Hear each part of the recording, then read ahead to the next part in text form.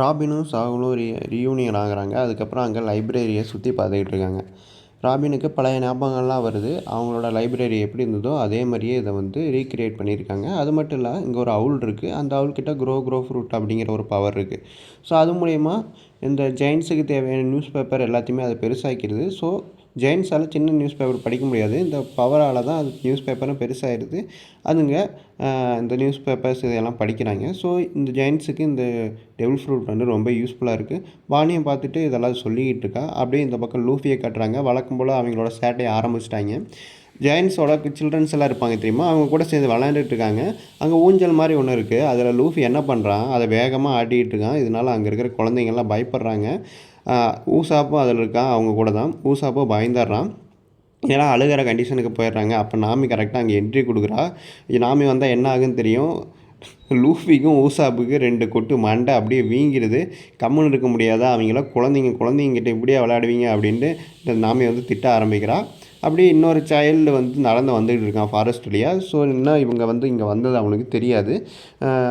அவங்க அந்த பையன் என்ன பண்ணுறான்னா, சரி இந்நேரம் ஹியூமன்ஸ்லாம் வந்திருப்பாங்க, அவங்கள போய் பார்க்கலாம், மீட் பண்ணலாம், லூஃபி வந்திருப்பான் அப்படின்ட்டு அவன் வந்து வேகமாக வரான். வந்த உடனே லூஃபி கூட வந்து சண்டை போடுறான். என்னடா அவன் இவ்வளோ நேரம் பார்க்கணுன்னு அவ்வளோ ஆசையாக வந்தவன் திடீர்னு லூஃபியை பார்த்தோன்னே சண்டை போடுறானேன்னு பார்த்தா ஒன்றும் இல்லை. அவன் வந்து யாரு கூடயாவது ஃபைட் பண்ணணும், லூஃபி கூட ஃபைட் பண்ணணும் அப்படிங்கிற ஒரு தாட்டில் இருந்திருப்பான். லூஃபி அவனோட கியர் 3 யூஸ் பண்ணி அட்டாக் பண்ண வருவான். கீழே தரையில் அடிச்சிருவான். இதை பார்த்தினா உண்மையிலே இவங்கெல்லாம் ஸ்ட்ராங்கானவங்க தான் அப்படின்னு அந்த பையனை அண்டர்ஸ்டாண்ட் பண்ணிக்குவான். அதுக்கப்புறம் அங்கே இருக்கிற மற்ற சில்ட்ரன்ஸ்லாம் இவனை பார்த்து ஏன்டா இப்படி பண்ணுற, நீ எப்போவுமே இப்படி தான் அப்படிங்கிற மாதிரி சொல்லுவாங்க. அந்த பையனும் கொஞ்சம் சட்டை பிடிச்ச பையன் தான்.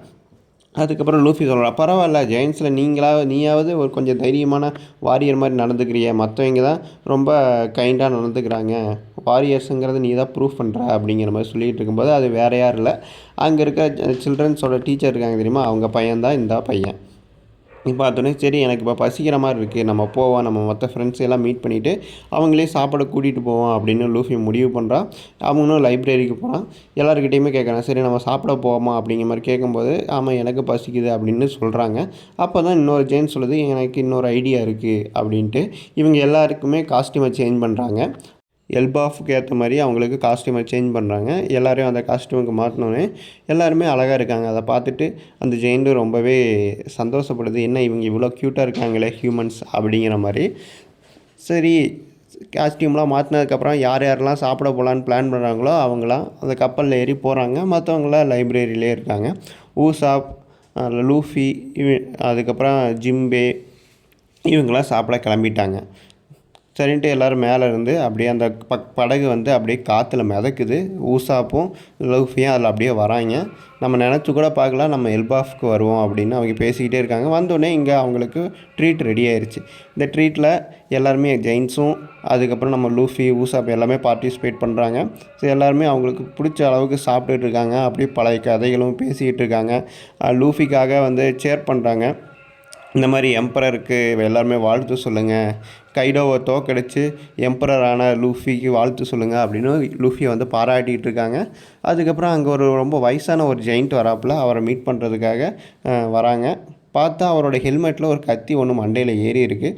லூஃபி கேட்குறான், என்னையா உன் தலையில் கத்தி ஏறி இருக்குன்னு. இல்லை என் ஹெல்மெட் என்னை காப்பாற்றிருச்சு அப்படிங்கிற மாதிரி சொல்லும்போது, இல்லைடா ஹெல்மெட்டை தாண்டி உன் மண்டைக்குள்ளே போயிருக்கடா, உண்மையிலேயே மண்டைக்குள்ளார ஆளுதான் அப்படிங்கிற மாதிரி லூஃபி பார்த்துக்கிட்டு இருக்கான். அப்போ தான் பேஸ்மெண்ட்டில் அவங்க இருக்கிற இடத்துல பேஸ்மெண்ட்டில் ஏதோ ஒரு சத்தம். 2 ஜெயின்ஸ் போய் பார்க்குறாங்க. யாரா நீங்கள், எந்த ஹியூமன்ஸ்டா, நீங்களும் லூஃபியோட க்ரூவை சேர்ந்தவங்களாடா அப்படிங்கிற மாதிரி அங்கே 2 ஜெயின்ஸ் கேட்குறாங்க. அது வேறு யாரும் இல்லை, ஹோலி நைட்ஸ். இல்லை லோக்கி எங்கேங்கிறத சொல்லுங்கள் அப்படிங்கிற மாதிரி கேட்குறாங்க. அந்த 2 ஜெயின்ஸும் எங்களால் சொல்ல முடியாது அப்படின்னு சொல்லும்போது அந்த ஜெயிண்ட்டை வந்து அட்டாக் பண்ணுறாங்க. அந்த ஜெயிண்ட்டால் எந்திரிக்கவே முடியல, அப்படியே ஃபெயிண்ட் ஆயிடுது. இன்னொரு ஜெயிண்ட்டு பக்கத்தில் இருக்குது. ஸோ இன்னொருக்கா நான் அந்த கேள்வி கேட்க மாட்டேன், லோக்கி எங்கேங்கிறத சொல்லு அப்படிங்கிற மாதிரி அந்த ஹோலி நைட்ஸ் கேட்குறாங்க. அப்படியே இந்த எபிசோடை முடிக்கிறாங்க. ஸோ நெக்ஸ்ட் எபிசோடில் ஹோலி நைட்ஸ் வந்து லோக்கியை மீட் பண்ணி என்ன நடக்க போகுதுங்கிறது நெக்ஸ்ட் எபிசோடில் தான் தெரியும்.